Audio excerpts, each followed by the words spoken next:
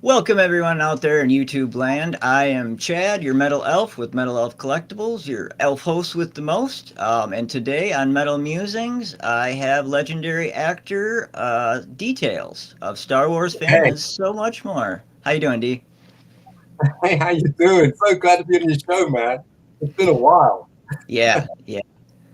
So a little bit of backstory. We met at StatueCon um, in August of last year. Yep, repping. Awesome. Collect the sound. One more, Getting one this more, up. one more for Marcus. One more for Marcus. There you go, dude. Shout out Marcus and the crew. They are in. He's got a statue gallery in St. Joseph, Michigan. That's where StatueCon was held, 2025, and we will have another one coming up August 6th through the 8th. Same place, same time, same bat channel. Um, yeah, I guess we could talk about that. StatueCon, yeah. Shout out Marcos and the crew, Steven and Chris, Jose. They all did a great job. I'm sure I'm missing a couple. Yeah, man. Yeah, I had such an amazing time at that thing. I can't make it there this year, but hopefully Oh, next year maybe.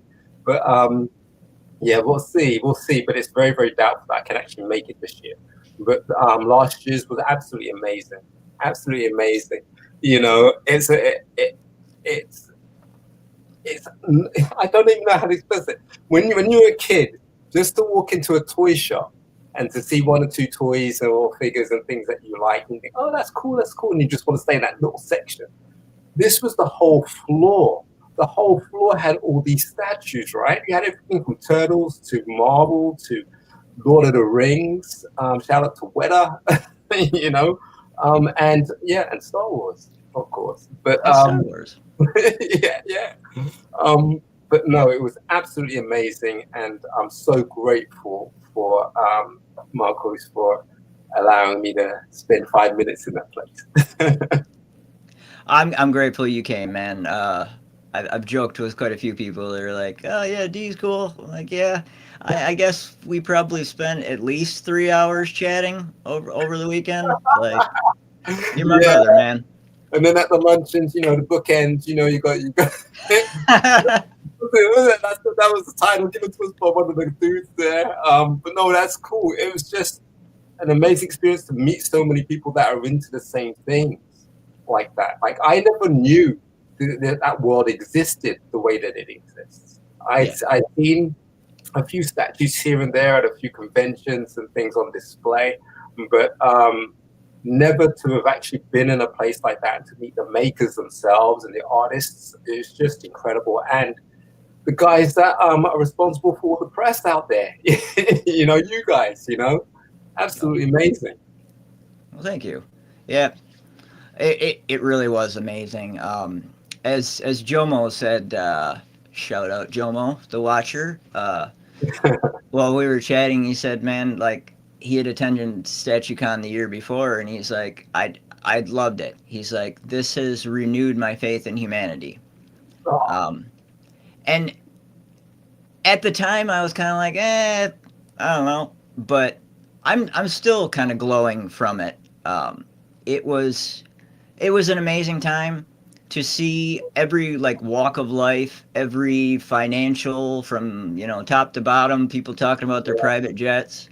Just a yeah. great time. Like everybody got along. I've never been anywhere where I could walk up to just about anybody and have an hour long conversation right off the bat. Oh, but that was the thing. Everybody, like, I didn't know what I was stepping into. You guys had been there maybe once or twice before, so it was your world, and I really wanted to honor that and respect that. But when you guys are all coming at each other and at me with all this love and this kind of like enthusiasm about, wow, this is what we're into, isn't it great? And just it is great, you know. And that was one of the main reasons why I actually spent a bit of time getting to actually know a few of the guys in terms of how they make them, what they're doing with them, how the design features. Um, Boy, but everything was amazing. But then we had the meals afterwards, and there was music, It was music. There was food. Prayers over the food. It was just a beautiful, beautiful event. Yeah. Yep. That was my first time attending it as well. Um, Okay. I'm looking forward to going back next year. Are you going this year? Yeah. Yeah.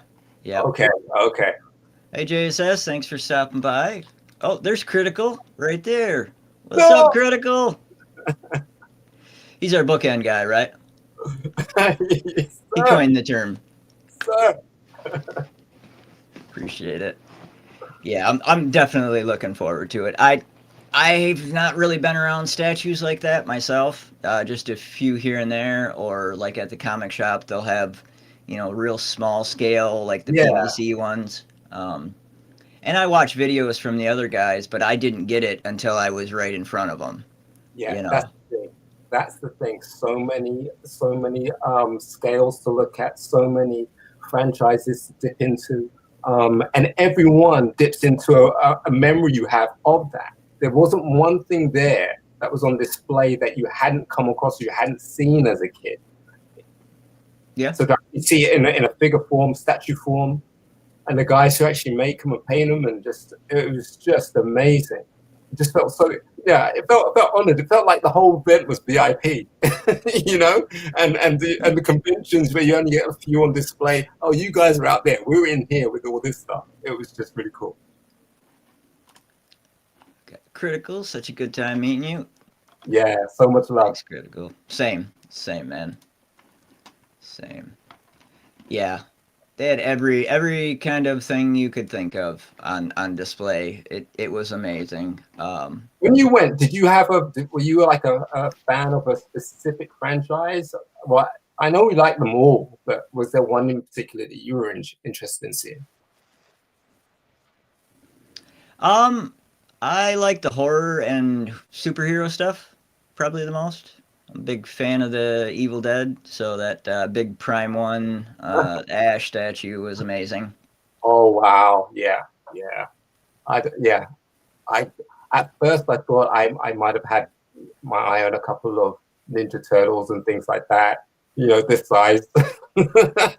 But then your eye starts to wander, and you're like, actually, and Oh yeah, then you could walk around that place every time and miss something. There was just so much to look at. yeah, it's a dream bedroom for sure. Yeah, dream bedroom. Yeah, just don't get a little tipsy and fall over onto stuff. Yeah, it's a little expensive. Mine Thanos though, he's huge. Yeah, you ain't gonna break Thanos. No, no. All right, so I wanted to. You are an actor, director, singer, many titles, artist. Um, I guess probably you're most known for Star Wars, correct? So, yeah, that's right. Yeah. Do you have a favorite role? Ah, it changes depending on what day you call it. You ask me that question. Okay. It could be anywhere from the very first character, which started the whole ball rolling, which was Kratos in The Force Awakens. Yep. Just a featured character that was just going to have a panning moment with his twin brother, and because that was the first, it was kind of cool. But then, I do like. I only got to play a droid once, and that was for Rogue One. Playing Con, it's L1, the manumitted tactical droid.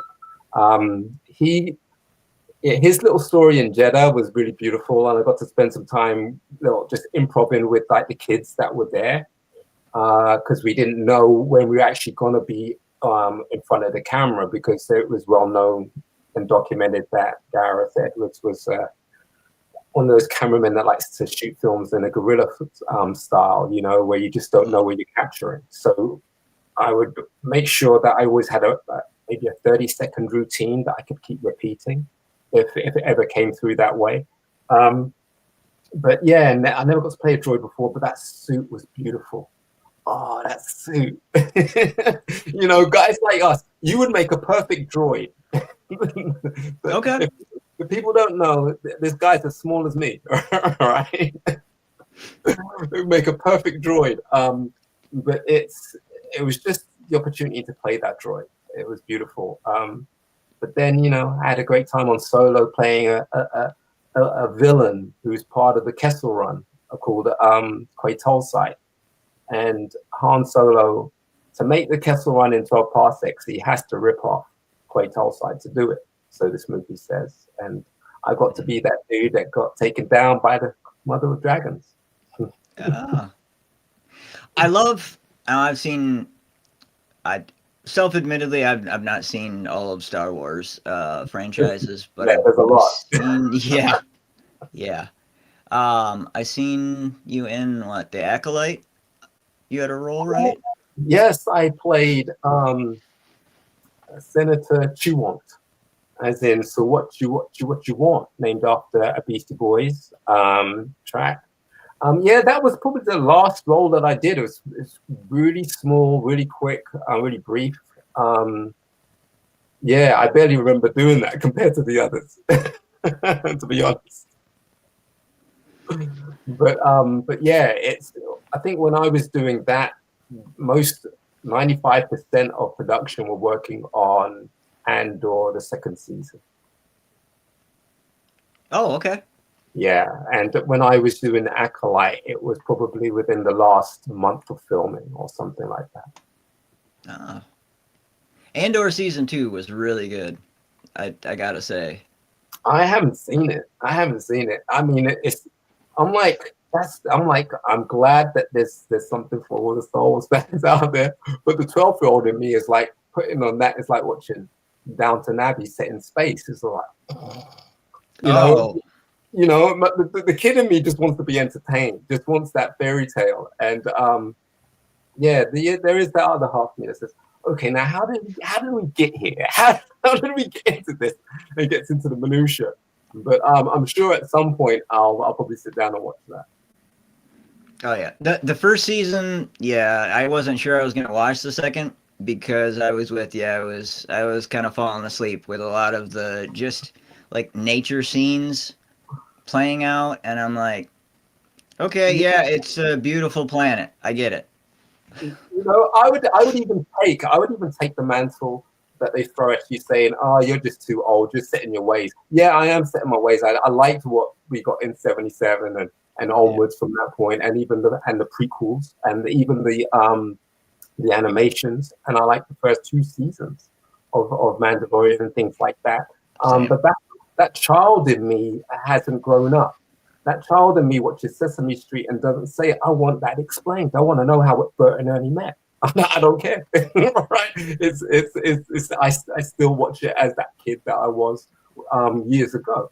With a bit more enjoyment, knowing that there's someone down there with arm ache doing all this stuff.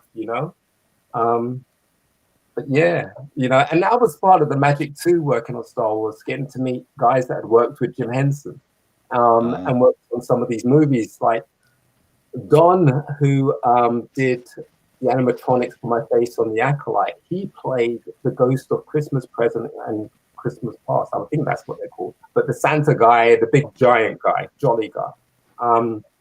But just getting to meet these people and working with them and just being on that professional side of things, it's just really cool. What's up, people? sending the shout outs here. Thanks for stopping by, everyone. Yeah, and then you get a different level of appreciation because of seeing kind of behind the scenes, like you're saying, right? Yeah, I mean, I grew up. I think that's what really got me into acting. After Sesame Street, on the weekends, there was a show called Behind the Scenes, and it would show how films were being made. And I'm talking about being a kid where you're watching the TV, but you're not taking in that there's a cameraman and there's a crew and there's a guy with a boom, and you're not taking any of that in. And I'm watching this thing play out, and it's something's dawning. That transition. I'm like, so that's how they did that. You never stop to think as a kid. You think, well, what the camera's seeing, that's what I'm seeing.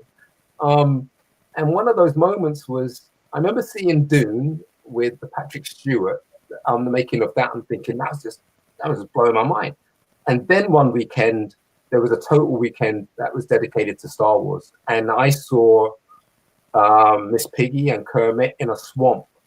Yeah, and they're talking about making another puppet with these big long ears, and I'm thinking, hang on, that's Kermit, that's Jim Henson, right? And that's what drew me into Star Wars, you know. And I remember that there was this moment that I won't ever forget. I was watching the making of Return of the Jedi, and they were in Endor, and you had the stormtroopers without their helmets on, and you had some Ewoks without their furry little ears and faces on and things like that. And that always stuck with me. And then the first time I was on set for The Force Awakens, behind the set of the cantina where everybody's being dressed up and getting ready, that's exactly what hit me at that moment. I'm like, whoa, I'm actually in this memory, you know? But things like that have been very, very surreal, very, very surreal in my experiences, I think. That's amazing, man. That's amazing. Yeah, sign me up for the droid. I would love to be an extra, you know, just to have any role to be involved. It would just be amazing. You know, some people say that, right? But they don't actually mean it. Right? There was this moment, I shouldn't laugh, right? There was this moment on Rogue One. I think, I'm not sure if I filmed that day or if they just had me there just in case. But I remember Neil Scanlon was real peeved about something, right, shall we say.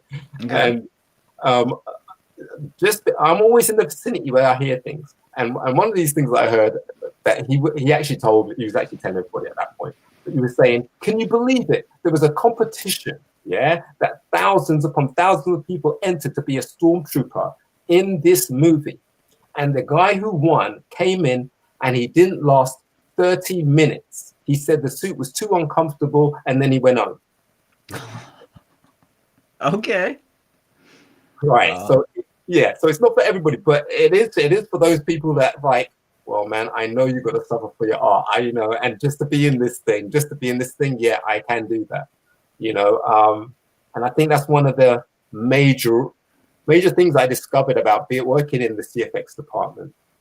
If you suffer from claustrophobia, if you have panic attacks in these suits and things like that, it's advisable that you get over it really, really quickly.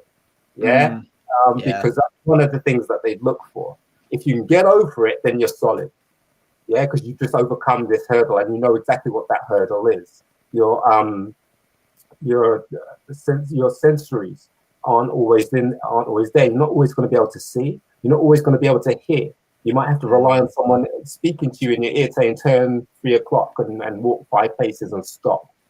You know, and stopping at the edge of some stairs. You know, there's things like that. But there was one moment on Solo, I remember we were getting ready for the day's filming when we were filming in Fuerteventura for the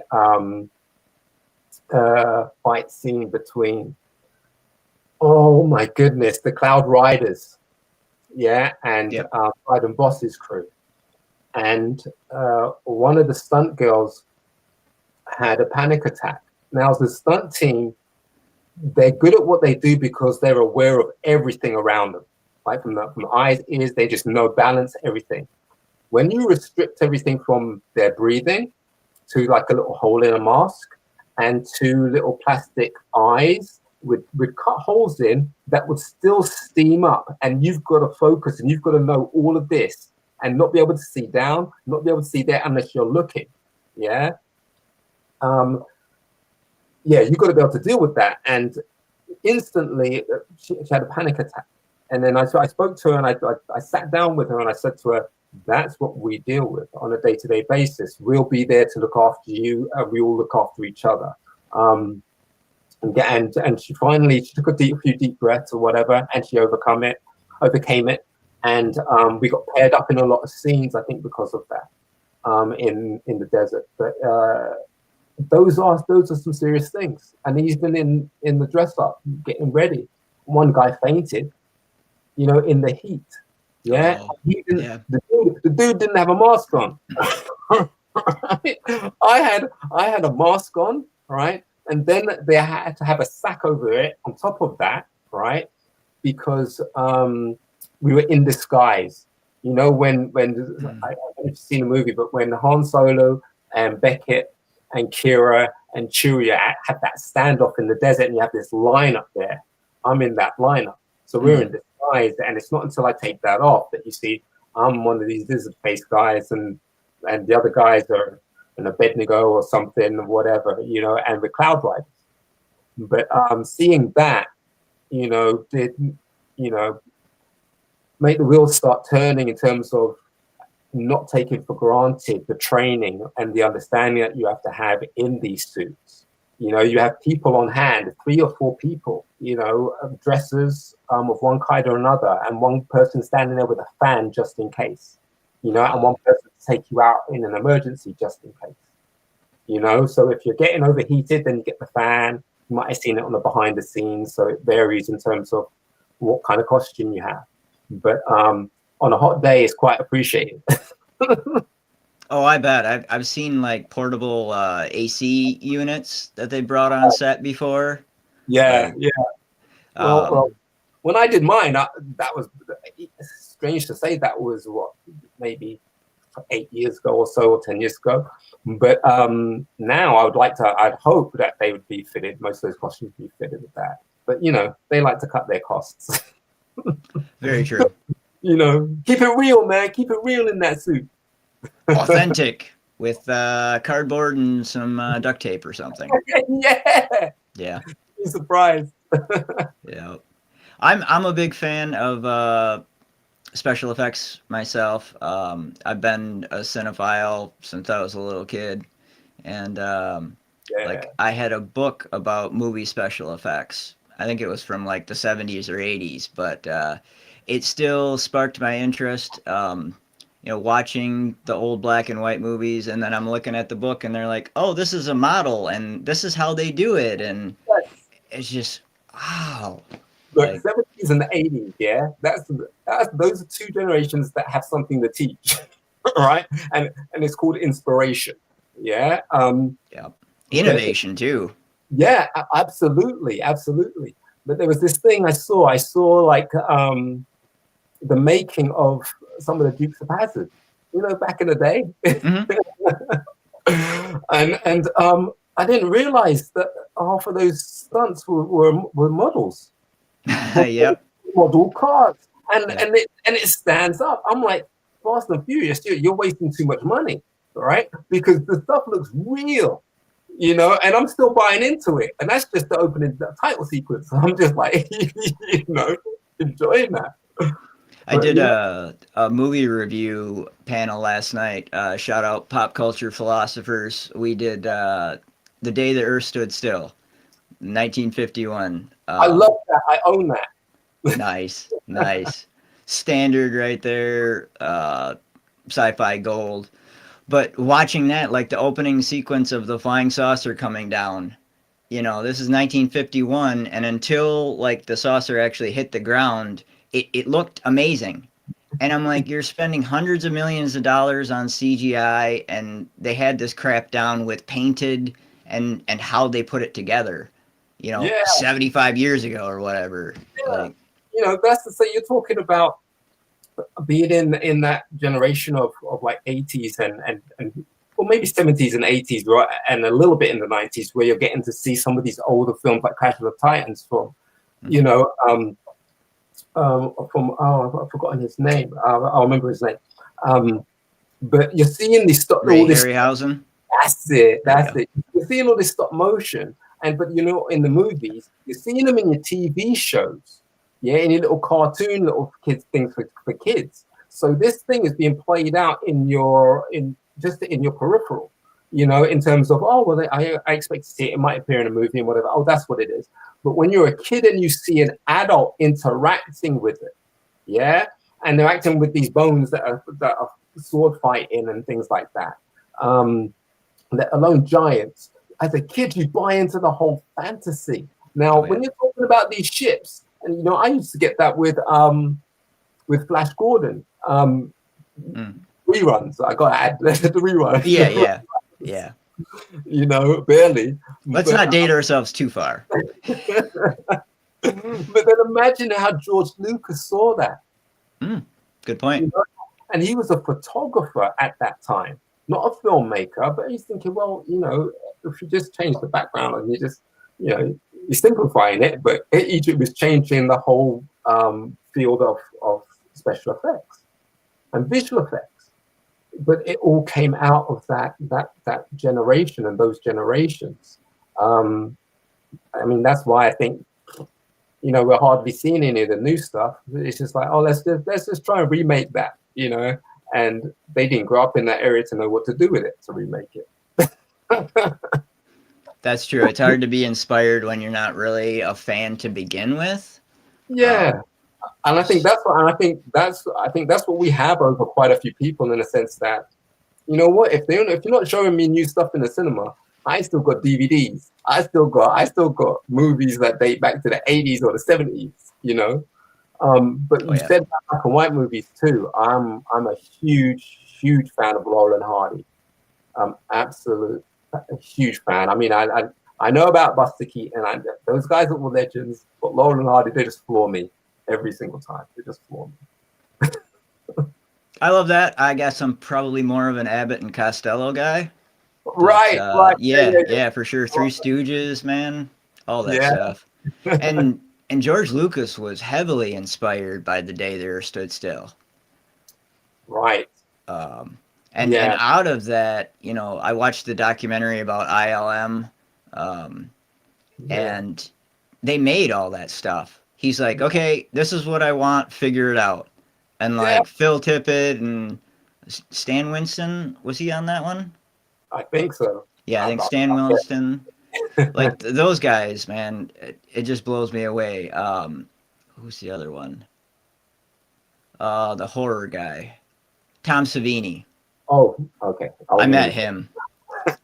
He's cool, dude. When did you meet him? I met him back in 1996 at a Comic-Con. Oh my God, that's the same year Stan Lee signed an autograph for me. Oh, good year. Yeah, very good year, sir. What was that like meeting him? Did you get to talk to him? He was such a chill dude. Like, I just told him I was a fan, and he's like, "You like zombies?" And I was like, "Yeah." And I think I had just seen From Dusk Till Dawn, and he did the sex machine part in that, and that was crazy, Oh my goodness, yes, that Tarantino. Yeah, that film was that film was insane. Especially if you didn't know. I was one of those people that didn't know where that movie was going until it got there. But yeah, it was really cool. But no, he was inspired by so many things, and I think having that kind of eclectic understanding of, is it John Campbell's The Power of Myth, understanding of some of these sci-fi things that were inspirational. Day the Earth Is Still, Flash Gordon, Dune, so many things. Like even some of the parts of the costumes that were in the original movie, I think were from maybe an old Blake Seven sci-fi British TV show, and Doctor Who and things like that. And yeah, things were made out of just plastic bottle cartons and things like that. But yeah, just having that canvas to paint on with just your imagination and saying, well, okay, well, let's do a modernized version of fairy tales and myths, shall we? And dedicate it to 12-year-olds. I think that's the difference. Like back in the 70s, if you look at the filmmakers that came out of there, it was groups of friends. I mean, if you look at John Carpenter, Steven Spielberg, like George Lucas, like it was groups of friends. Yeah. They had there was a camaraderie. There's almost like a creative camaraderie, and Spielberg wasn't kind of shirking on his responsibilities as an icon to inspire other filmmakers. His name is on Back to the Future. His name is on, I think his name is on Gremlins, or whether it's just Amblin production, but it's just that's how we grew up. That's what we saw. It was the summer blockbuster we went to see. The rest of the year we were out on our BMXs and just kicking it, And then There was about 2 or 3 movies. One might be animation, might be a Disney thing. I used to love that stuff. I think my very first movie that my uncle took me to, my late uncle took me to, was Flash Gordon. And I Yeah. love that movie unashamedly to this day. I love it. Nice. you know. And it's something you shared. There's like a shared memory with it, with your uncle. Like I have Yeah. so many shows and even activities that remind me of people, that aren't here, or, just kind, loving times. I think that's what we hit on when we went up to Statue Collectors Out. Meeting so many people with shared memories of these either as a comic book or as an animation or even as live action or something like that. But there's a memory associated to it. And if you haven't seen that movie but you read that comic, you're both standing there knowing this character down to a T. It's that kind of you haven't got to be an expert. I think that was one of the most beautiful things. You didn't have to be an expert on statues to enjoy Mm, these memories that are just firing at you, thinking, I'd like that, I like that, I like that. And I'm running out of space where I can put that in my mind, let alone my house. right. But it's just being able to stand there in awe and just appreciate the talent and the gift that's being given with that memory. Like, remember that statue of Colossus throwing Wolverine, and he stood like that. Yeah, the You fastball know, special. Yep. from the comic books to the cartoon, that's just legendary.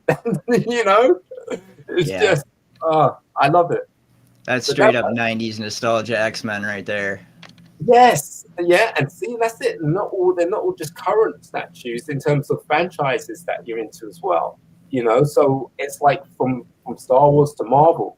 What era do you like? Do you like them all? Do you like just this bit? Do you like that bit? I was rewatching just before Christmas the Marvel movies leading up to Endgame. You Right. know, they still stand up. Not all of the in between ones. Yeah, but I get you. you know, but Mhm. they stand up. And there isn't. You don't have a problem with them. You just enjoy them for what it is and that story that's being told. Um, and I think that's what we love about just comics in general as well. Because I've seen your posts as well. I'm like, yeah, I got that Spider-Man. I got that McFarlane one. I got that. I got that. Nice, man. I appreciate the support. I really do. Yeah. But I remember back in the day at high school, I wanted to be a comic book illustrator. And it was just before Todd McFarlane came through. And then when he came through, I was like this with my pen. I was like, okay, let's put that down. I'll just put that down. And that was it because he was drawing the way that I wanted to see things. Hmm. And yeah, it's just those moments. And then, what do you do with that? Well, I appreciate that little moment in that movie. Not all of it. I appreciate that. Yep. Yep. That just sparked a memory of one of our conversations at StatueCon that really struck me was we were talking about the things we had as kids, and you were telling me about the posters that you had on your wall. Yeah. If you could elaborate on that, please. Oh my goodness. It's inspiring, man. Wow. Yeah. So on my wall, I'm not even sure if I'm going to say this in the right order, but on my wall, I had various film posters and various posters of recording artists, and I had. I'll just start. So I had posters of Janet Jackson. Then the band I was in, we ended up touring with Janet Jackson. I had posters of Jodeci on my wall, and Mr. Dalvin and Casey remixed one of our tracks. I had posters of Spider-Man on my wall, and then I just called up the BBC and I said, I'm Dee Tails. Can I get Sandy's autograph? I just saw him on your show. And they said, oh, he's left for Scotland. I will see if we can get something to you. And then it came in the post, and he signed me this autograph with attached to, I think, the inlay for that Spider-Man animation one, Amazing Spider-Man, I think he was doing that time. Cool. And then what else have I had on my wall? And then I've had the Star Wars poster on my wall, and then I've just spent 10 years plus working for Star Wars, I had. And then the last poster I had on my wall was Spawn, was Todd McFarlane. I had Spawn with the angel wings and Spawn with Spider-Man sitting in the web, on my wall. And just was it 2 years ago, I was at San Diego Comic-Con and just ended up randomly meeting the dude and just being dragged through this crowd as you do, with my friends, and my good friend Jeff. And he signed this thing for me. I wasn't even I wasn't supposed to be in the queue, and I just thought, oh, what do I say? What do I say? And I picked up my phone. I showed him a picture of myself as Quay Tolstoy talking to Amelia Clark. I said, "This is what I do. If you're ever doing a movie, give me a shout." And he said, "Oh my goodness, oh my god, have you spoken to my assistant?" I said, "No, no, no." He goes, "Oh, that's her over there. Go speak to her. Exchange your numbers and all that kind of stuff." So I went over there, did that, and I was just like, okay, wow. I was just like, wow, wow, wow. And then he said, "Hey, take this," and then I was like, my mind was just blown for that day. But I will say this: it's not just the posters. I will say this because I remember this on many reflections. I did pray. Okay. Yeah. I prayed hard. Yes, that the band that my friends and I were building would actually work, and I could have something to contribute because I could choreograph, I could just laying all that stuff out. And I wanted to get into movies, and I thought, well, I've finished in the band, I've got myself an agent. All it takes is one good job, and then the ball is supposed to start rolling. Mm-hmm. Yeah. Yep. That was prior COVID, before they changed everything. Right. But I was just building up to something in COVID, and they changed everything. But anyway, right? So that's how it's supposed to happen. And so I wanted to be involved in big movies. I had a poster of Bad Boys on my wall. Emanates, I've got something for you. It's on that soundtrack. That's the stuff. But it's posters I had on my wall before I achieved or I met these people and things like that. I think Bad Boys might have been afterwards. Might have been a later edition because of that thing. But and I had posters of MC Hammer, and I got to audition for MC Hammer in Oakland, California, for the Too Legit World Tour just before he went bankrupt. And then I also met the new Power Generation. I had posters of Prince. I am a big Prince fan. Yeah. Yep. Just, yeah. And and no shade there. Yeah, and I got to meet the new Power Generation, and they wanted to talk to me about trying to assimilate me into whatever it is they had in mind for the next year they were coming back. Because I had the high top, I had my little ponytails, I looked the part, I was all this all before M&A. And I just got back from MC Hammer audition, and then the following year Prince came back without the new Power Generation, so he changed his lineup completely. But by that point, the band that I was in, we signed our deal with Columbia Records. And so I went through that whole kind of like journey, but then, none of it was without prayer. serious prayer. Yeah. I think that's a really good point to it. It's not just like you're a fan of it. You're talking about prayer, and then you also had the belief in yourself. Like you had these skills that you knew you could put forth into those kinds of projects. Like in a way, I know it might sound hokey to some people or whatever, but it's very much to the akin of like manifestation. It would be that if it wasn't through prayer. so I would say, it was down to God. Yeah, completely 100%. But also it's this thing where I was pretty shy and pretty quiet as a kid. I learned how to break dance and body pop during the breakdance era with Ozone and Turbo and all that kind of stuff. And there was only a handful of us that were doing it in our school. That kind of inspired me and gave me a lot of confidence. And I got to tell Turbo that a couple of years back, just another mind-blowing thing. but it was that then gave me, I think, the courage to audition for the school play. And the school play they were doing was Aladdin. And the role everybody wanted was the genie. And you had your whole year auditioning.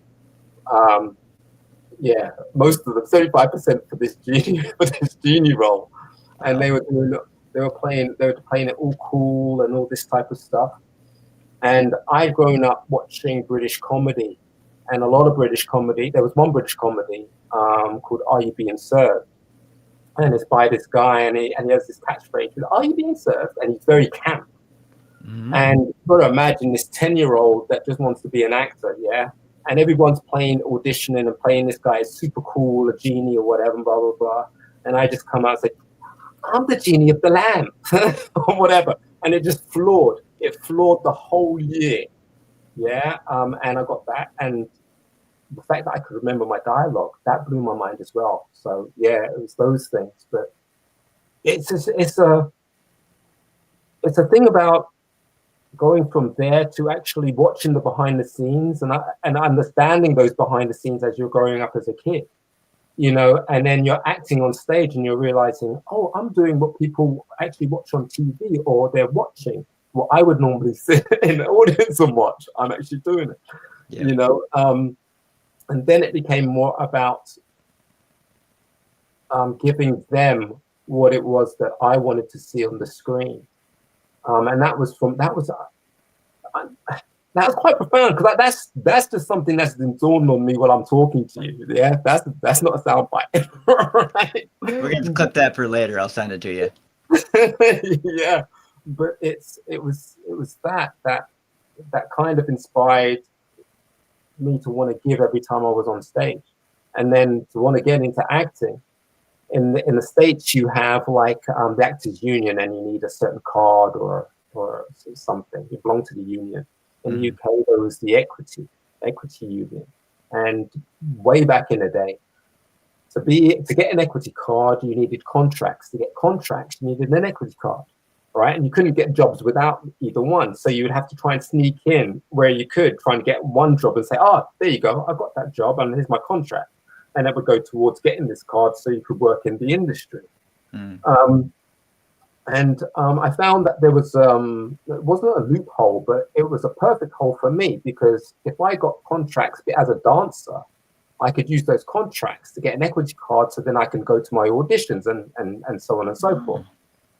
And then that threw me into moving on from breakdancing and body popping, not so much breakdancing, but all that type of stuff, into New Jack Swing when that came through, you know. And that was the backbone for which every member of Emanate grew up on, was the New Jack Swing and Janet's Control and Jimmy Jam and Terry Lewis, you know. And so my dance style reflected that, but that wasn't the dance style that was happening in the UK. So if you imagine what Bobby Brown was doing, or MC Hammer, from Turn This Mother Out to Every Little Step, yeah, for both those artists, and then look at Snap, I Got the Power, yeah, and you see those two black dudes there, Hudson and Dean, yeah, they were well known back then, right, in their grey suits and their red shoes. That's what was going on. That was British dancing. Oh, yeah. okay. And they went on to dance for the Pet Shop Boys as well. But that's what was happening in the UK. The West Coast style of dancing and entertainment wasn't here. It was only here via import. If you had Guy in the charts by some chance, you know what I mean, or if you had New Edition performing or something like that, they would just fly through or whatever. And you said, "Oh, those are the Americans." And not realizing that the Americans are inspiring a lot of the black culture, the young black culture that was growing up at that time. And so by the time you get M&A, before you had M&A, you had three of us, and we were called The Juice, you know, and it was very, DAJEUCE. And that was mixing R&B with what is now known as garage. And we were one of the first bands to actually do that. That's kind of like that two-step. Okay.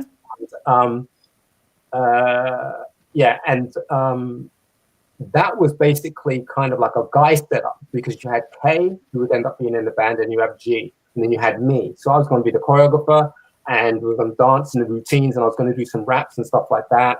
Just like Guy, I was going to be Damon Hall, and the other guy was going to be Teddy Riley and Aaron Hall. And then Boys to Men hit, big time.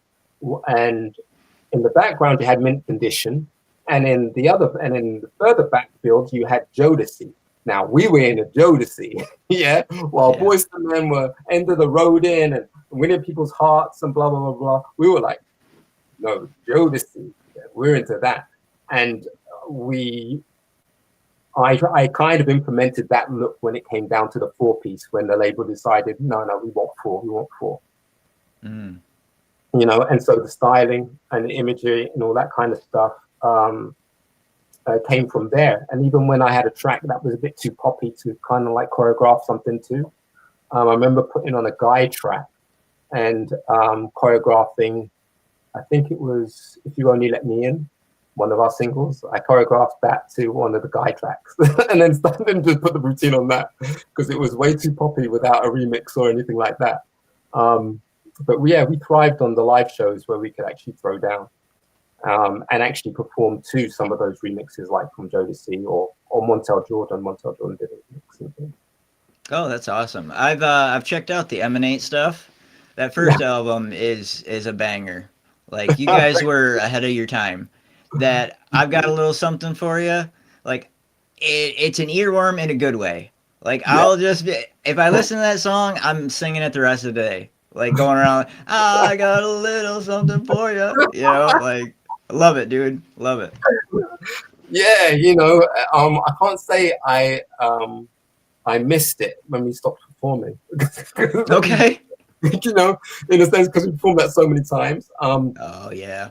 But then it was a love-hate. I missed it, and then I didn't miss it because it was just what got the party going, and everybody loved it. It was tongue-in-cheek. It was a fun track, and also the way that we performed the track, with all the routines that we had, you still had UK artists trying to figure out what that formula was. I'll never say what it was, but it's one of these things where you've got the audience right in the palm of your hand. Why? Because they just want to party with you. You don't want to party with them, And then once they're partying with you, you had the whole thing just it explodes, So it was one of these things where also, I was saying before we started recording, I remember, going to concerts, and standing there waiting for the artist to come on stage and getting covered in goosebumps, And when I became an artist, I was aware that I still had the goosebumps, but I'm thinking, hang on, I'm here, but those people out there must be having goosebumps. And so, you know what? I'm going to give them what those goosebumps want. And that was the show. That was the show. It was the entertainment. It was good times. Yeah, I enjoyed it. You definitely, I could tell how much you put artistry wise, like the visual presentation of even your guys's your apparel, like what you're wearing, your choreography, the music videos. Like, I could tell there was a lot of thought put into that. Yeah. I mean, Columbia Records, there was always somebody there. I think it went from Brian Yates, who was the head of International, and I can't remember the other guy. I loved him, but I'm based in New York. We put a lot of emphasis on making sure that we had the rehearsals that we needed. I remember we did the Smash It's Poll Winners party, which is like this kids pop magazine that would have all the artists in there, and it'd have song lyrics in there and all this type of stuff. But it was a big deal to even be on the front cover and all those types of things for various artists. And they would have an annual show. And I remember we had been given 2 weeks to rehearse a routine, and we had performed a routine on top of the pops. and had parents complaining that it was too raunchy. And the producer stood up for us and said, "Well, you have a remote control, don't you?" Right? And we were like, "Oh." And the next time we did the show, we said, "Nah, make it even raunchier." You know, because his thing was, man, Michael Jackson's been doing this for years, right? Which is fair enough. Yeah. And, we were given 2 weeks, and I'm like, we don't need 2 weeks for that. He says, "No, mate, we'll just and make it as raunchy as hell."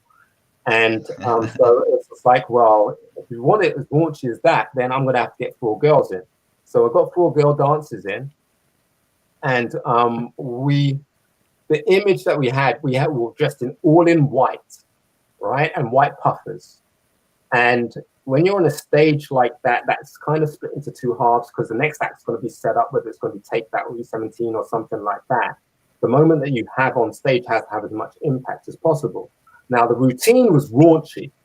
Yeah, it was I will admit it was too raunchy, right? but May have been some gyrating going on, right?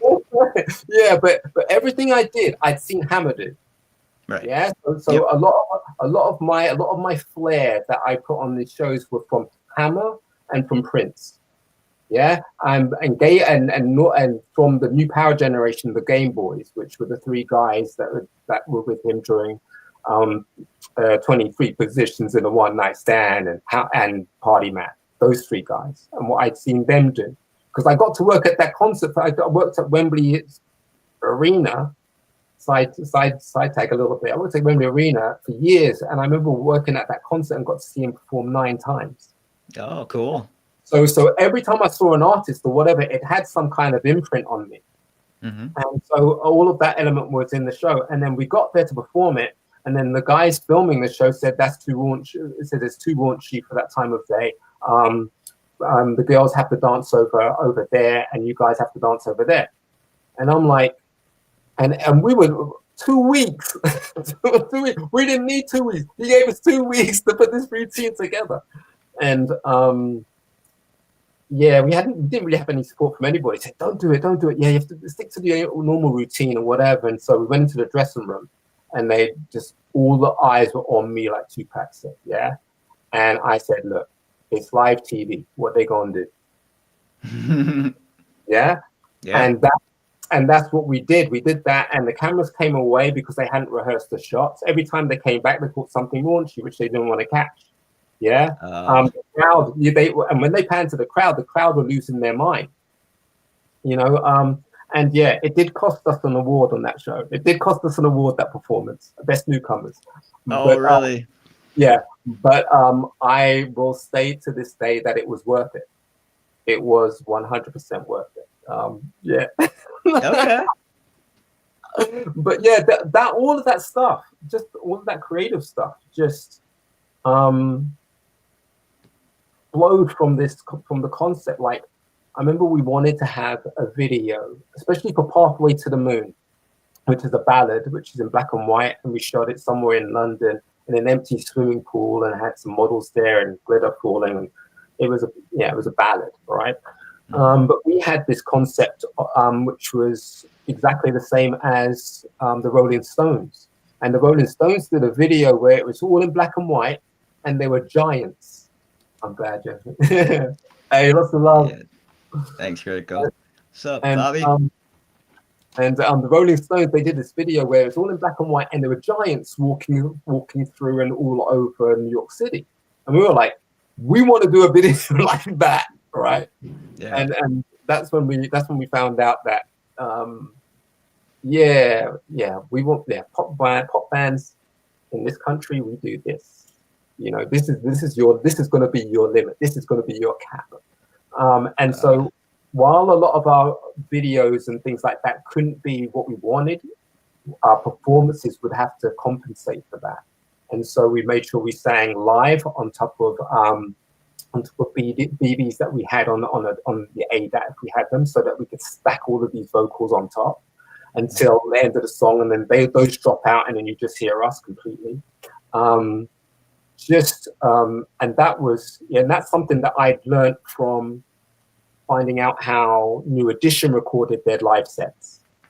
Oh, okay. Yeah, so I was able to transfer that to our sets and things like that. but it was all about the presentation. I had to worry about the presentation. They had to worry about their vocals and what they were going to do, you know. And we were all into the same music. Just yeah, it was one of those moments where it's just like, yeah, so college years or something. A time capsule for you. Do Yeah, you listen to no, your old stuff at all? No. no. You've heard enough playing it, right? Listen, I try it. I try listening to it maybe once every. I was going to say 5, but maybe once every 10 years, because Okay. it's a struggle. If I catch one tune every now and again, it's all right. But listening to the album, I can't listen to the album, because when I start listening to the album, I remember recording the album. I remember what we were doing in the studio. I remember when we did that on tour, and then we're into the next track. And then I remember. By the time I got to finished through the whole album, I haven't listened to the tracks. Yeah. Yeah, Takes you right out of it. Yeah, it's one of those surreal things. I was watching an old performance. I think it was I've Got Something For You. I was watching an old performance of that, and it was shot in. It was like must have been on Sky or something, Top of the Pops or something, and it was filmed in HD. And I'm like, who's that? And I'm looking at me, and I'm like, dang. That ain't me today, right? so I can't barely remember who that was. But yeah, just those moments, just yeah. But it's always just been about that for me. What entertained me as a kid, what blew me away as a kid. If I saw someone walking down the street wearing like a Blues Harvest cap or something, I knew that was something from Empire Strikes Back. I'd stare at them and wishing that I could ask them a question or something like that. Or if I saw someone winning a competition where they could be on set with Star Wars or something like that as a kid, you know, I'm thinking, oh, wow. But I never wished to be Lando. I never wished to be any of the characters. I thought, well, you know, I'd like to fight for the Empire. I like to fight for the rebels. Yeah, that's all good. But you've already got Lando. You've already got. So I was never pretending to be any of these other characters, which is kind of ironic as I now play like a plethora of different species. I did notice. I like that you bring something different to each of the roles. Like you're not just a stiff.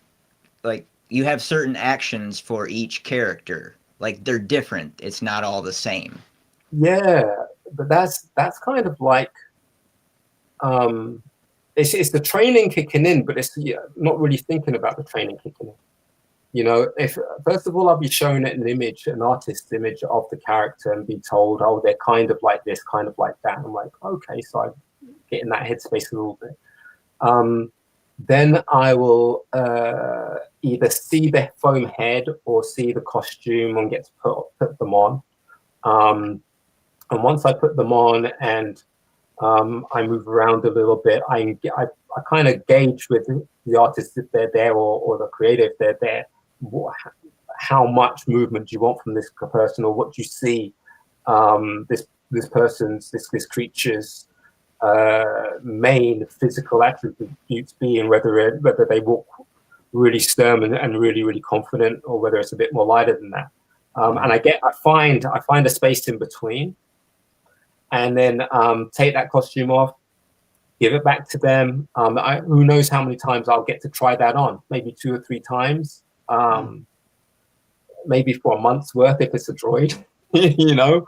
But if it's 2 or 3 times, I go home with a mental memory of that body movement. So I'll walk up and down in the house with that, and I remember how much vision I have and what the character looked like in the mirror that I saw. And then I just kind of take it from there, and then the rest of the time is spent, once I'm put in that costume and waiting to go on or waiting to film my little bit, is getting used to the suit. Getting used to the skin that I'm in. And so that would involve a lot of improv with the people around me, or the people that are just walking by or whether it's with the crew. And also I know with that improv, it's giving me a bit more knowledge about this character that I'm playing that you might only ever see for 2 seconds, or you might see a bit for a few more for a few more than just a minute or two, like Quaitol's side or something like that. Mm-hmm. But that thought process has to go in because I also know, like I'm a fan of ILM, I'm a fan of Lucasfilm, yeah. So I know when I'm in that studio space, there are 3 cameras there. And I know that they're filming and they don't have to tell you that the cameras are rolling for them to capture what they need to capture and flip around and mess around with. Oh. It was one of the first things that I realized on The Force Awakens as Kratos.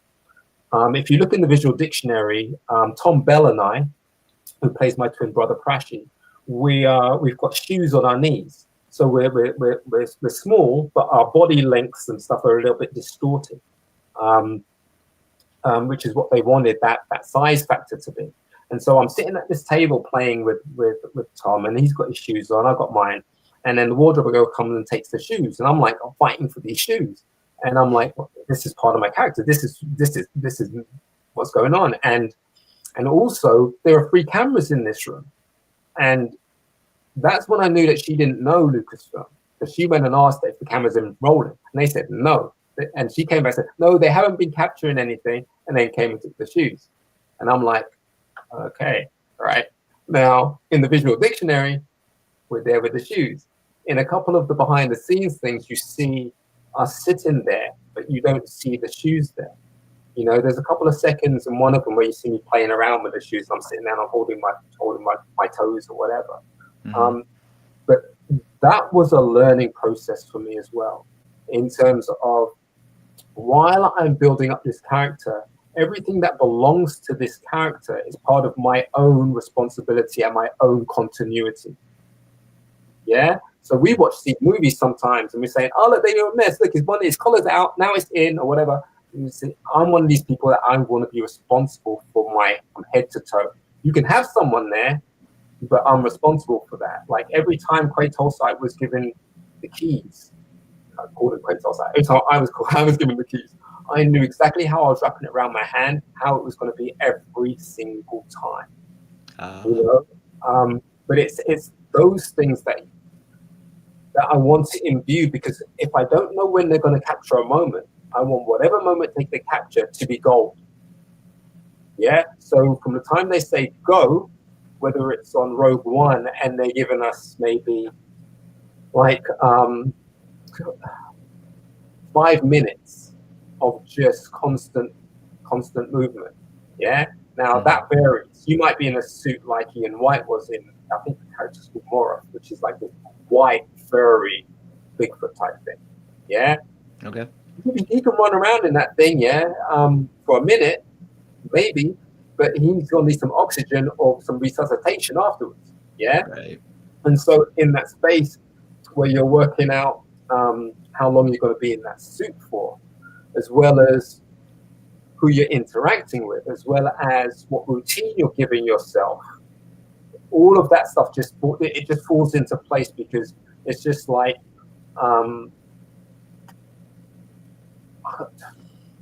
it's just because I guess it's just because I love it. I can't explain. You know, I think when you're into something, you just get it. Yep. Yeah. I remember auditioning for Batman Begins to play a Gotham City police officer. So I'm in Batman. I mean, I got the part, but I remember sitting outside, and here's the whole story. I was in Malta, and my agent was getting calls about Batman. With Christopher Nolan and so on, and Christian Bale. Yep. And so when I got back to the UK, she said, "Oh no, you missed an audition. There was this thing for Batman." I'm like, "Batman? Do me a favor. Call them back and ask them if they will see me today, because I just landed about an hour ago." And so she called them. She got back to me and said, "Yes, they're seeing a handful of people today. You can go in, pick a time." And I said, "I'll go in about 2:00. And she said, "Great." And so while I was at home and I'm getting ready and stuff like that, I'm imagining, well, what scenes could they ask me to improv if there isn't a script? Because I know it's not a part. I'm just going to be a police officer. So I'm like imagining that I'm seeing Batman. I'm thinking, freeze, freeze, hold it right there. I'm doing all that kind of stuff. Then I'm imagining, you know what if, you know, no, that was it. Just imagine an old police officer and things like that. And so I get there at 2:00. I'm sat outside and I'm hearing someone audition, right? And he's effing this and effing that and stop right there and effing and effing. And I'm thinking, there ain't no swearing in Batman. Right? But Right. but you know this, right? Yeah. So I go in and she says, well, what we need you to do, we want you to improv that you're an escaped convict from Arkham, and you kidnapped this little boy or whatever. And then the second improv is a Gotham City police officer, and you've just seen Batman, and what do you do? And I'm like, well, I already rehearsed that one, right? Mm-hmm. And so I did that, and I got it. But it's that thing where if you know the thing that you're jumping into, it's like I said about the costumes. Like people say, yeah, I want to be in it. I'll be in it. I'll be an extra in Star Wars. If that's your passion, yeah, you will, yeah, and you will enjoy it, right? If it's not, then you're not going to last, or you're not going to get the job. And it's one of these things where I'm fortunate among so many other performers who feel exactly the same way in the CFX industry, that we grew up watching Star Wars. And, you know, if you want us to invent a brand new droid and turn it into a ball or something, yeah, we can do that. That's a piece of cake. I still don't know how Matt Denham does that. I still don't know. It's just a ball, and he makes it move, and it looks like a puppy. And I know it's him doing it. That's amazing, man. Yeah. It really, I think it harkens back to like your passion as a fan. You want to bring authenticity, and I can tell that like you want to do a good job. Like I'm the same way. Like if I'm gonna do anything, I want to do it well. Like Yeah, why do everything half-assed? You know what I mean? that's Like right. you're gonna waste your energy if you don't put your passion into it. And you're bringing in authenticity as a fan, and you want to keep that continuity, like you said. You know, because people are watching. Yeah, and like, and it's knowing the industry you're getting into. So before I'm doing pantos on stage, children's shows, before I'm doing Shakespeare in West End, before I'm doing short films or supporting role films and things like that, I've been watching a ton of movies. Mm-hmm. Yeah, I've been watching and thinking, oh, I could have played that part. Oh, I think, oh yeah, that would have been a nice role to get. Like I'm watching Ocean's 11 with George Clooney, you know, and Don Cheadle's part. You know, I couldn't replace Don Cheadle, but I'm like, hey, I'm from London, I could do that. So I'm looking at these things, you know, and looking at movies to get, oh, I want to be a part of that. I want to be a part of that, you know. And funny enough, I don't have that. I don't really have that anymore. I don't really see movies and think, oh yeah, I wanted to be in that. I want to be in that. I don't have that. I have a lot of the old movies that I look at and think, wow. And even with these Star Wars things that I've done, some of them are beyond belief. Like, you know, one of them might be on Sky in the evening and I'm watching it. And because I don't see my face, I'm not taken out of it when I see my part. I'm like, oh. You know, then it just moves on, and I like that. I think that was a really good blessing for me, yeah, and the audience not to see my face, so that I could appear in it more often. You know, Yeah, and that's also, true. when I'm on set, I'm also geeking out. I'm trying to hold it down, but I'm geeking out when I'm on set. You That's know, awesome. for real. That's awesome, man. I feel I'd probably be the same. I'd just be in wonder, like, oh, what are you doing with this? How does this work? You know? Well, no, the thing is, you know, because you hear people talking. Like I was working on Solo, and in the den where the droids are having a fight, you've got these little side machines, like little light with a cross on it, kind of like that, but it's a little white thing. And if you recognize it from A New Hope, when the droids weren't allowed in the cantina. And so I'm hearing these ladies, these makeup artists walk past saying, "Oh, what's that? What's that? Oh, what's that? Oh, that looks nice. Maybe it's a cigarette machine. Maybe." Mm. And I'm like, "Oh, excuse me, no, that's the one that the withdrawal to." But just being that geek, and even in Quaytol Site's office room, just walking about, the monitors are legit. Yeah, the monitors are working and stuff like that. But then, I'm not really paying attention to that. I've seen like the panel where R2 puts his thing in and turns it like that. I'm like, oh, that's where a droid would do that. And then Ron Howard calls me over and says, "Oh, come and look at this take." So I'm getting Richie Cunningham, just from Happy Days icon, telling me to come and sit and watch this thing. He's directing the scene, and I'm supposed to watch myself come through the doorway. And as I come through the doorway, I see one of my friends, Jimmy V. He's in a gonk droid, and the gonk droid comes out of the wall, and I spend the whole time watching that gonk droid coming out of the wall, and I'm mesmerized. And then I turn back, I'm like, yeah, that was great. I'm like, can I see that again? But it's, I've enjoyed that period, and those professionals, like also the people that worked on it, I say they've just finished, but no, they'd finished working on Harry Potter maybe 1 or 2 years before that, and I love the Harry Potter movies. I run into Kieran Shah. Kieran Shah was in Lord of the Rings. I've been watching Lord of the Rings, I've been watching Harry Potter, and then I'm working with these people, and it's just, you kind of just take a moment. You've signed the contract where you can't take any pictures or record anything, but you've pressed the button right here and says record everything because you need to remember all of this. Right? Especially before they realize you ain't supposed to be there. So but yeah, it's been a trip. But then also the flip side to that is now I'm doing lots of signings and things like that, and I get to meet young fans, old fans, get to talk about Star Wars in general. They get to ask me questions that they've always wanted to know, in a sense of that I would know about that certain thing or whatever. And yeah, I will take as much time as necessary to talk to them. I would have killed for that when I was a kid. I would have killed for that. Oh yeah, and that means so much. And you've been to conventions as a fan, right? Meeting people, so you know the other side of it too, so you can appreciate. That's what I like, and you're not afraid of showing your passion or just sharing. Here's the thing. I'll do a lot of small conventions in and around the UK. The big ones, I'm not too au fait with the big ones. Okay. But I will get an invite to go, and I will go, and I will walk about. And if someone recognizes me, asks me for an autograph, I'll sign it right there and then on the spot. All right. Cool. While my friends are over there and they're sat there and they can't move, and while they can't move, I'll hold up my shopping bags. Yeah, I'm shopping, because they can't do that.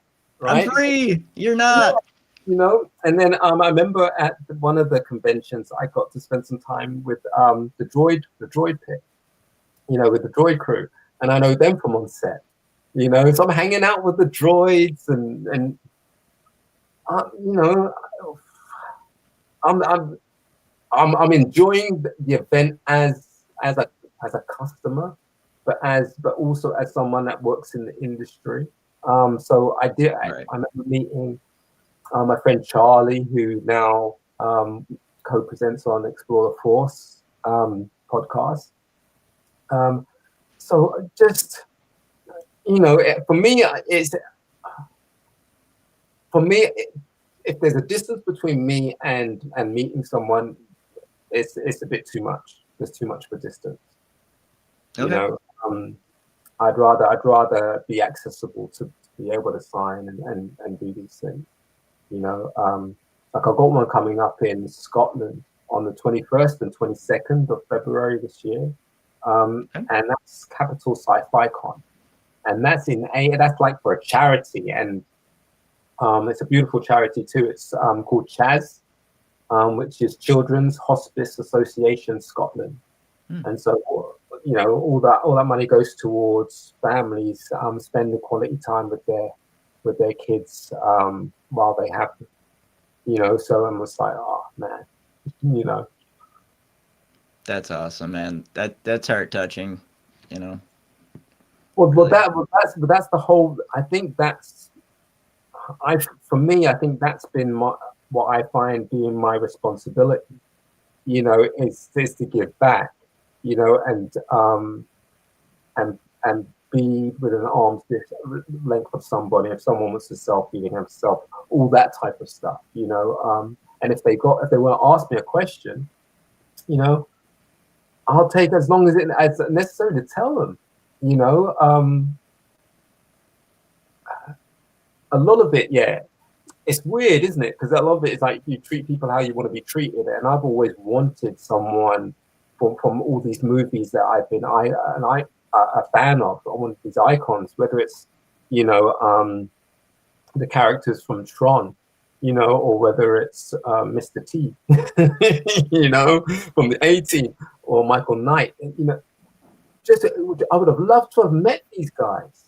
Let alone had a little small part in it. I remember watching Superman with Christopher Reeves, and when he first turns into Superman, or the second time he turns into Superman, and Lois is dangling from the helicopter, and he goes in that round door and he comes out, and that pimp says, "Ooh, there's a bad outfit." I think he says something like that. I'm like, I want to be that guy who actually sees Superman. It's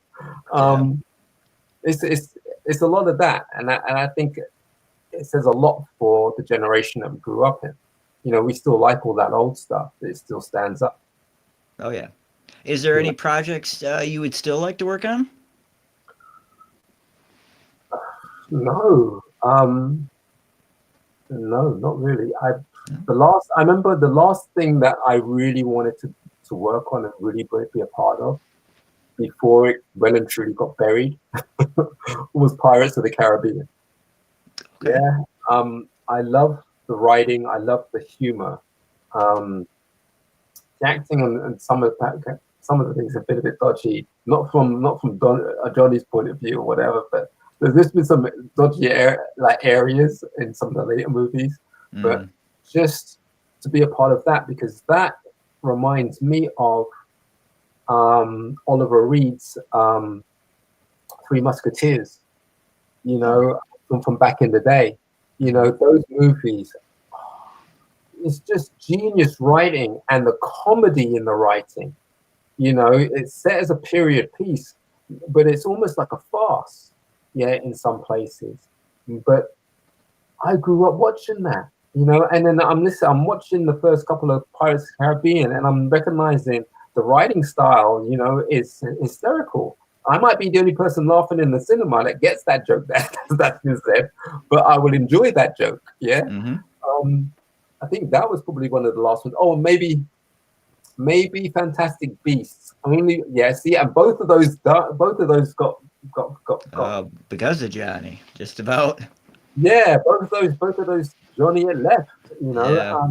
And I remember they had approached me while I was working on Solo for Fantastic Beasts, and I think it was to audition for. I think it was the black French guy who was related to Lenny Kravitz's daughter in that show. He does a better French accent than me, that's for sure. But I couldn't get out of the contract that I was in, and those things have long since gone and passed. So unless something new comes up, or something really kind of left field indie or something, I kind of say I've probably retired by now from all of that stuff. Oh, okay. What's the next venture then? The next venture is taking one step at a time. And just thinking through a lot of these things, and how fortunate I've been, and how blessed I've been to avoid certain things, as well as receive certain things. And so now it's kind of like, how do I, what do I do? Or what am I enjoying? Well, I'm enjoying doing these, I'm doing conventions. It's not my bread and butter. And they are, once in a blue moon. But I enjoy doing those. I might be heading off. Oh, I might be coming to the States. Might be coming. I think it's via Michigan earlier. Too early to be there for the StatueCon, but I might be passing through. I might be passing through there to do some signings because I might have some signings to do this year. But otherwise, I'm just kind of, Do you happen to know where? not yet. Not yet. Okay. Not yet. Still waiting for some confirmations. Like I'm waiting for Beth, from Fangirls Over 40. Yep. Yeah, she's gonna clarify a few of those events with me because she's the reason why I got to do StatueCon. Yes. Thanks, Beth. Yeah, Beth and Sean, bless them to bits. But yeah, we'll see. We'll see what I'm up to next. Who knows, man? I don't even know what I'm up to next. Depends what he has in mind, man. That's true. Take it one day at a time. Stay positive and open. Yeah. Yeah. But I was going to ask you as well. What are you more a fan of in terms of your comics? Because I know you like your Marvel. I know there's a lot of good Todd McFarlane stuff there too. But then there's a lot of black and white series stuff you have. Yeah. Yeah. What are those ones? Black and white series? Yeah. I mean, it's like they're not colored cells, or maybe you were just reposting somebody else's stuff. But we're horror magazines. Yes. Yeah. All right. Yeah. Back in the 70s, with the comics code, you would get dinged for, adult material, so they would move over to the magazine size, and then you could pretty much do whatever you want, right? So there was more horror and kind of adult type things, but they just did black and white. Right. Okay. Because I remember, like, my mom used to send me to the store every Sunday to go and pick up the Sunday newspapers. And to get me to do it, she'd give me some extra coins just to pick up a comic that she'd read to me after my Sunday lunch or something. Oh, nice. Right? But I'd always see these amazing comic books from especially Judge Dredd. Yeah, the cover was awesome. I'd open it up and it was all in black and white. I'm thinking, they must be for the teenagers. And so I'll put it back down, and pick up, my regular Spider-Man or something like that. But yeah. I've never gotten into those. Since then I've seen quite a few Judge Dredd comic books, and the artwork is it is flawless. But then there's still that part of me that is like, oh, what if you painted that? What if that was just colored in? Yeah, that's true. I mean, all like manga is all black and white. The Japanese comic books. Yeah. That doesn't bother me. I've always I will pay extra for the black and white variants of just pencils and inks. I love seeing that. The high contrast stuff. You always like seeing that, or is that something you grew into? I always have. Yeah. Right. Yeah. I love my colored stuff too, but I like to be able to see the pencils and what they were doing as an artist myself, to be able to that's one thing right there, is just figuring out within art, like, how to do the different techniques and how did they do that on that page.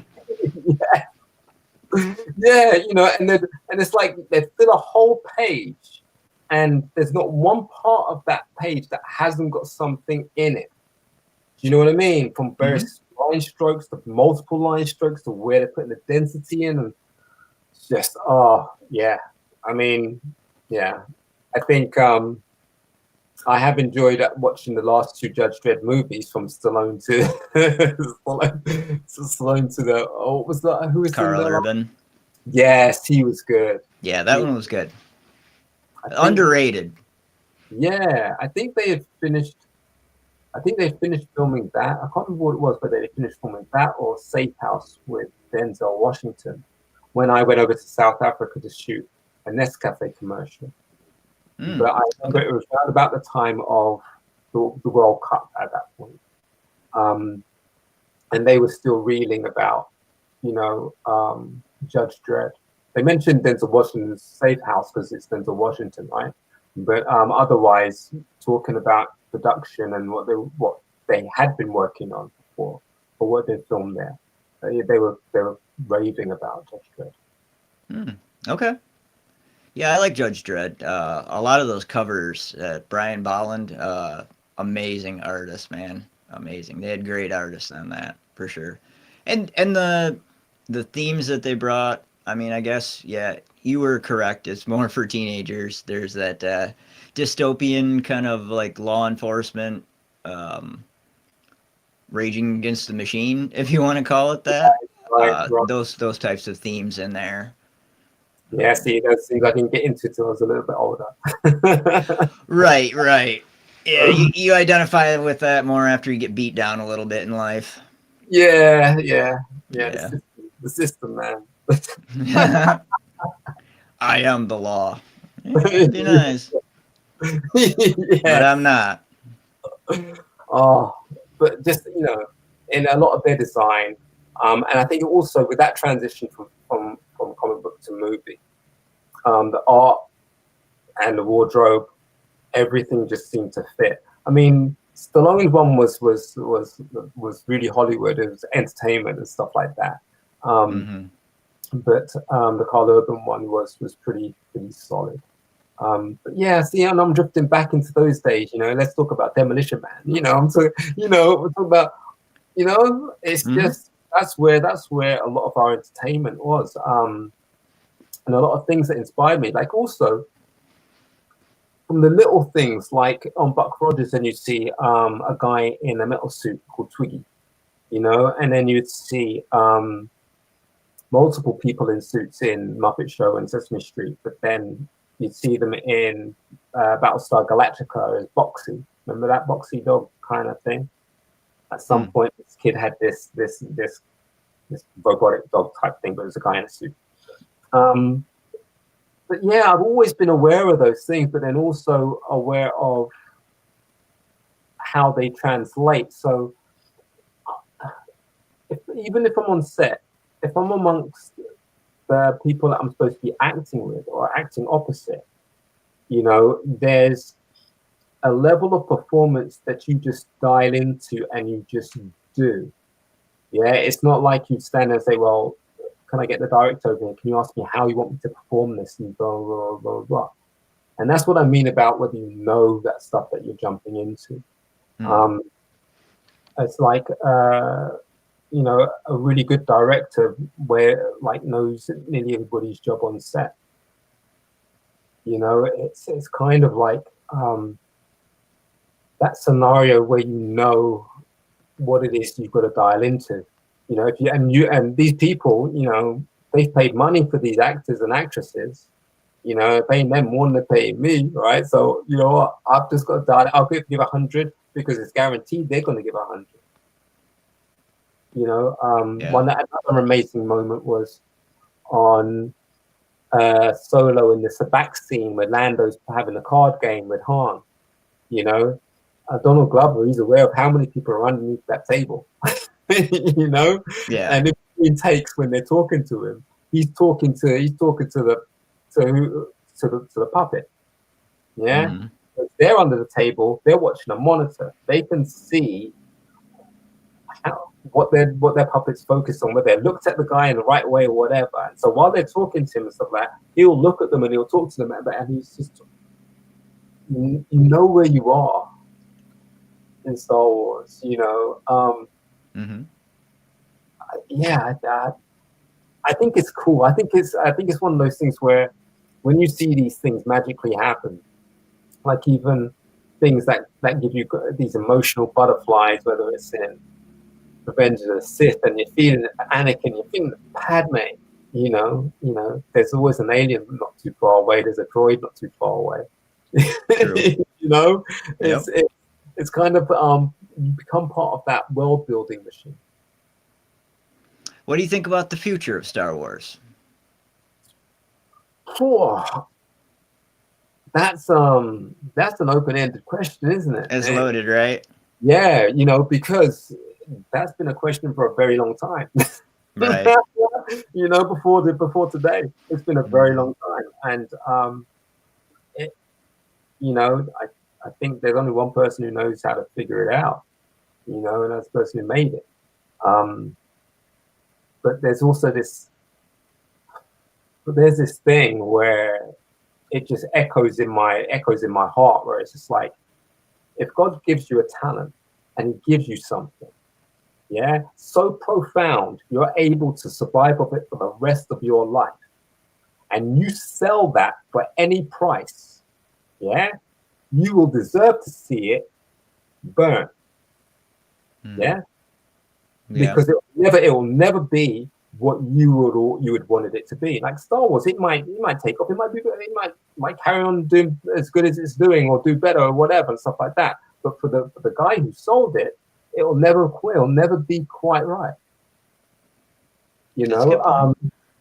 And I made a statement in an interview while I was in an Emanate once, and they said, "Yeah, you want to be an actor?" I said, "Yeah, I want to be in Star Wars. I want to act in Star Wars for George Lucas and be in Spielberg movies and blah blah blah." Blah. Yeah, I got into Star Wars, but I still haven't worked for George Lucas. Yeah. Oh yeah. so so there is something. It's just like, well, you better just take that. That's about as much as you're gonna get. As much as you're gonna get. You But got to add to his legacy and bring your vision too, and you had in mind his. So I oh think oh that makes it profound, man. oh absolutely. And my performances are to do with what would George have expected from anybody that had been supplied by Jim Henson to him. Mm. You know, Okay. because whether it's puppetry or someone in a suit, sometimes it might have actually been someone from Jim Henson's or whatever and stuff like that. But I'm from that era that remember when those two are friends and talking on set of Empire, right? So I'm thinking, well, in between the takes on The Force Awakens, um, Tom Bell and I are going to actually do some character development and pretend that we're still playing this game even in the breaks, Oh. and entertain the set when we did that, and had a few performers come up and interact and things. And I remember my main goal at that point was Lupita Nyong'o was there, and she was in this motion capture suit, and she was just walking around getting used to what she was looking at in the scene and the setting she was in, so that they could get. I think they were looking at references off set possibly, but she was just walking around, and she came to our table, and I was just making it my goal just to make her laugh, just make her laugh, and then got her made up. I'm like, yes, but it's giving people like her, people a crew, while I was there, the children on the set of Rogue One, giving them memories to walk away with, to say, yeah, I worked on a Star Wars thing, and I remember this droid, I remember this creature, and that's what they take away, and that's what I've been able to take away from watching these movies and enjoying these movies and becoming fans of them, and having my own. Oh, look, I was going to show this to you, and having my own little action figure and Lego dude. Oh, that's so cool. I'll see if I can put you up on the big screen here. Ooh.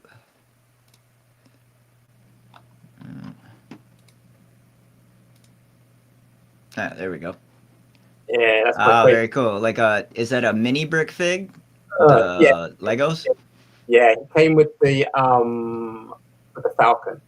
That's The cool. Lego Falcon. I don't even get them anymore.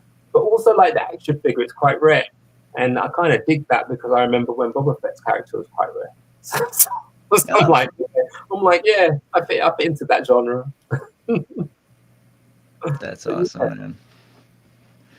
Well, I think we're gonna wrap up here pretty soon. I want to thank you so much for coming on. It's great to catch up with you. Could you tell people how they can follow you, where you're yeah, at? sure. Thank you for having me as well, man. We spoke about this. We spoke about this a while back in in Yep.